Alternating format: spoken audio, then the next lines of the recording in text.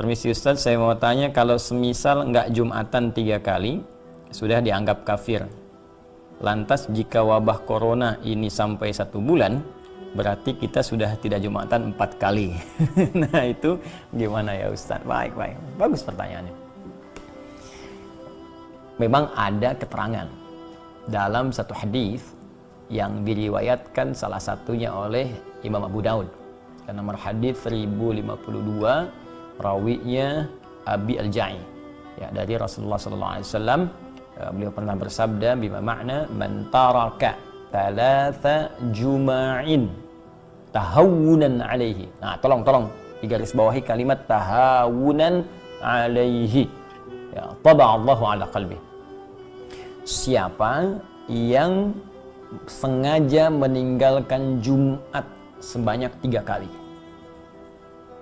karena meremehkan itu, tahawunan alaihi itu menganggap ringan, remeh. Nah, jadi kasusnya sengaja meninggalkan Jumat, bukan karena ada sebab tertentu yang secara syariat dia boleh mengganti Jumat dengan zuhur. Ingat ya, bukan sengaja meninggalkan Jumat karena ada sebab tertentu sehingga dia mengganti Jumat dengan zuhur. Nah, kasusnya berbeda. Maka di hadis ini dikatakan siapa yang sengaja meninggalkan Jumat sebanyak 3 kali karena meremehkan, menganggap ringan ibadah Jumat itu, maka taba'allahu ala qalbi. Allah akan menutup, memberikan cap kepada hatinya. Ya, taba'a sama dengan khatama. Ya, sama dengan Al-Baqarah ayat ke-7 itu ketika Allah mengatakan khatamallahu ala qulubihim wa ala sam'ihim wa ala absarihim ghishawa wa lahum adzabun adzim. Maka diancam oleh Allah Subhanahu wa taala, hati-hati. Ya, nanti kalbunya bisa tertutup. Ya, kalau kalbu tertutup, pada akhirnya sulit menerima informasi. Nah, bukan hanya informasi-informasi yang dimaksudkan kebaikan-kebaikan, tapi pada puncaknya sulit menerima nur Allah Subhanahu wa taala. Karena itu kalau dengar azan ke telinga sudah nggak mempan lagi, nggak peduli dengar azan. Lihat orang ke masjid sholat sudah tidak ada kecenderungan untuk bisa mengikuti. Bahkan puncaknya ada yang anti. Awas, hati-hati nih. Hati-hati, puncaknya anti. Ya, mohon maaf. Ya, azan jadi komplain, lihat orang salat jadi sewot. Nah, sekarang padahal ada tempat misalnya yang aman, ya boleh jadi tidak ada isu virus di situ, tiba-tiba ikut komentar tutup masjidnya misalnya. Nah, ini aneh nih, saat masjid buka Anda tidak ada, ya saat masjid sekarang ada corona ramai Anda minta ditutup, padahal orangnya nggak pernah ke masjid misalnya. Nah, itu juga hal yang penting untuk kita dudukkan dengan cara yang baik. Jadi yang dimaksud kondisi sekarang corona ini kondisi yang berbeda yang dimaksudkan hadis yang tadi. Ya, karena itu penting kita mengkaji secara detail sehingga tidak salah paham atau pahamnya yang salah. Jelas ya?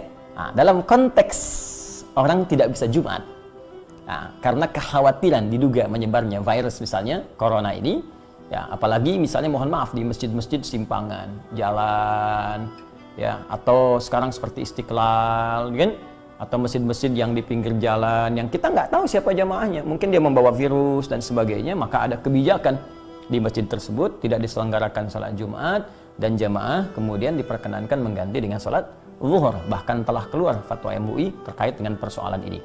Maka di sini pernah saya sampaikan berlaku hadis Nabi, ya idza maridal abdu aw safar kutiba lahu mithla ma kana alaihi muqiman sahiha. Kalau seorang hamba punya uzur, bahkan uzurnya pun ya bisa sakit, bisa karena penyakit tertentu, bahkan kalaupun nggak ada penyakit, safar kata Nabi itu, safar perjalanan jauh, ya karena ada masyakkah, kesulitan tertentu. Jadi ilat perjalanan itu, sebab perjalanan itu bisa karena panjangnya jadi lelah, atau bisa karena kedua masyakkah, kesulitan dalam perjalanan itu yang menyebabkan ia tidak mampu mengerjakan rutinitasnya. Dia nggak bisa Jumat, kemudian dia kerjakan zuhur. Bahkan dalam waktu bukan Jumat pun dia berangkat, misal saya ingin katakan saya tinggal di Bekasi ini, ya kemudian saya akan ke Bandung, macetnya luar biasa, macet. Saya sampai di kilometer 57, saya singgah di situ. Nah, situasi macet luar biasa, mungkin sampai ke Bandung maghrib gitu kan, sehingga tidak mendapati asar di tempatnya atau di jalannya. Maka saya jamak qashar. Ya, saya gabungkan zuhur dengan asar, saya persingkat jadi 2. Itu dalam situasi jamak qashar pun kata Nabi, Anda mendapatkan pahala sempurna seperti Anda biasa kerjakan sebelumnya dalam rutin. Jadi kalau Anda biasa ke masjid dapat pahala ke masjid. ya dapat pahala komplit. Bahkan kalau Jumat pun Anda nggak Jumatan, Anda kerjakan zuhur, pahalanya dapat senilai Jumat. Itu hadis. Nah, jadi ini pentingnya kita mengaji sehingga bisa menempatkan sesuatu sesuai dengan tempatnya. Jadi jangan sampai ada pembicaraan begini misal, lebih baik saya berjuang ke masjid kalau meninggal pun sedang syahid di masjid. Anda nggak bisa pastikan meninggal di mana. Ada poin. Hati-hati, kita nggak bisa pastikan. Jangan-jangan nanti Anda ke masjid meninggalnya di rumah. Dan ke rumah bawa virus misalnya. Virusnya menyebar pada keluarga, pada anak, pada istri. Ini lebih bahaya lagi. Ini carrier, Anda membawa nih. Jadi agen pembawa virus kepada yang lain. Nah ini penting difikirkan di dalam konteks ini. Dan Nabi telah memberikan solusi. Oh, kalau memang takut kepada Allah, kenapa nggak sholat Jumat? Kenapa nggak sholat berjamaah? Sholat Jumat, sholat berjamaah mencari fadilah, keutamaan, manfaat. Tapi di sana ada mudarat. Mana yang dikedepankan kalau berbenturan antara manfaat dengan mudarat, mafsadat positif dengan negatif? Darul mafasid muqaddam ala jalbil masalih. Menolak mudarat lebih dikedepankan daripada mengambil manfaat. Ada manfaat, ada mudarat. Menolak mudarat lebih dikedepankan, lebih didahulukan, lebih diutamakan menolak mudarat daripada mengambil manfaat. Itu dalam Islam. Makanya di Malaysia sekarang masjid tutup. Di Brunei Darussalam tutup. Kuwait azannya sallu fi asyhadu anna Muhammadan Rasulullah. Habis itu tidak lagi hayya 'alas shalah. Karena hayya 'alas shalah ngajak orang salat ke masjid. Masjid dah tutup. Sallu fi rihalikum. Salatlah kamu di rumah kamu. Hadis itu dari Abdullah bin Abbas. Kata Nabi, kalau terjadi wabah supaya tidak tersebar, sallu fi buyutikum. Salat kamu di rumah kamu. Al-Azhar Mesir sudah mengeluarkan fatwa. Jadi sahabat-sahabat sudah mengirimkan untuk mencegah penyebaran. Tapi jangan sampai ke masjid tidak, tapi ke mall. Ke masjid tidak, tapi shopping. Ke masjid tidak, tapi puncak macet. Nah, itu tak betul. Makna tidak ke masjid itu memang betul-betul di rumah. Rumah. Putuskan kontak. Kontak tangan, kontak.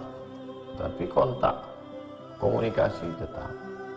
Kalau ada kawan-kawan jamaah, ustadz jamaah yang membangkitkan spirit, menambah amal. Tapi kalau di rumah benarnya menceritakan aib orang yang tak betul, itu juga. Apakah orang yang terkena wabah adalah mati syahid? Ya, hadis Sahih Bukhari diriwayatkan dari Aisyah radhiyallahu anha. Kalau dia muhtasiban, tidak mengharapkan balasan dari yang lain, hanya kepada Allah SWT, maka matinya adalah mati syahid. Maka dia seorang syuhada. Syahid satu, syahidani dua. Syuhada, orang-orang yang mati syahid. Jadi ada keluarga di antara kita, jamaah, ada yang keluarganya meninggal dunia, menangis meratap. Yang kau tangis itu apa? Makanya dalam kitab Tanbihul Mu'tarin, orang-orang yang tertipu, jangan kau tangisi orang mati. Karena orang yang mati itu sudah melihat tiga. Dia sudah melihat malaikat maut. Dia sudah melihat amalnya. Dia sudah merasakan sakaratul maut. Sakaratul maut sudah dirasakan. Malaikat maut sudah dilihatnya. Amalnya sudah dilihat. Maka yang perlu ditangis itu kita yang belum jelas entah su'ul khatimah atau khusnul khatimah, yang belum jelas entah mati syahid entah mati konyol, yang belum jelas entah bagaimana kita menghadapi malaikat maut. Betul, sedih sampai meneteskan air mata, siapa yang tak sedih? Nabi pun SAW ketika meninggal anaknya menetes air matanya. Ama tarda ya Rasulullah? Apakah kau tidak ridha ya Rasulullah? Kata Nabi, aku ridha, tapi ini air mata kasih sayang. Ketika perempuan-perempuan Nabi lewat menangis, Umar bin Khattab marah. Jangan nangis, kata Umar bin Khattab. Kata Nabi, da'hunna, biarkan mereka. Selama sekedar air mata tak apa. Yang tak boleh itu meratap. Mengapa kau yang meninggal? Kenapa cuma anakku yang meninggal? Kenapa bukan anak mereka? Nah, itu yang tak boleh. Selama mulut diam, tangan diam, hanya meleleh air mata, tak apa. Air mata kasih sayang. Jangan kau katakan mereka, berapa sudah korban kita meninggal dunia. Jangan kau katakan mereka mati syahid, bal ahya, mereka hidup. Ini jasad mereka, ini ruh mereka, keluar ruh mereka, hidup. Walakin la tash'urun, bal ahya, walakin la tash'urun. Hanya saja kamu yang tak bisa merasakan kehidupan mereka. Dalam ayat lain, bal inda rabbihim yurzaqun. Mereka hidup bersama Allah dan mereka diberikan rezeki tak putus. Tak putus rezeki diberikan Allah kepada mereka. Makanya orang kalau mengerti hidup, mengerti hakikat hidup, man arafad dunya hanat alaih. Siapa yang mengerti hakikat dunia ini, hanat alaih, dunia ini tak sampai setengah sayap nyamuk, tak sampai setengah sayap lalat. Apa yang ditakutkan? Apa yang dikhawatirkan? Yang dikhawatirkan justru apa bekal yang akan kita bawa menghadap Allah. Yang kita khawatirkan justru apakah kita ini selama ini sudah baik beramal saleh. Itu yang perlu kita takutkan dan kita cemaskan.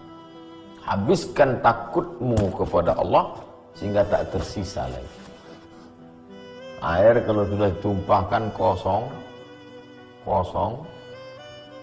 tumpah kosong, tak tersisa lagi untuk yang lain. Rabi'ah al-Alawiyah hatinya habis sudah berisi cinta kepada Allah sehingga tak tersisa lagi kebencian. Habiskan hati ini takutnya, habiskan kepada Allah sehingga tak ada lagi takut hilang jabatan, takut hilang popularitas, takut hilang harta benda. Habiskan semuanya untuk Allah SWT. Makanya khatib setiap hari Jumat, ya ayyuhalladzina amanu taqullah. Hai orang yang beriman, takutlah kepada Allah. Haqqa tuqatih, sebenar-benar takut.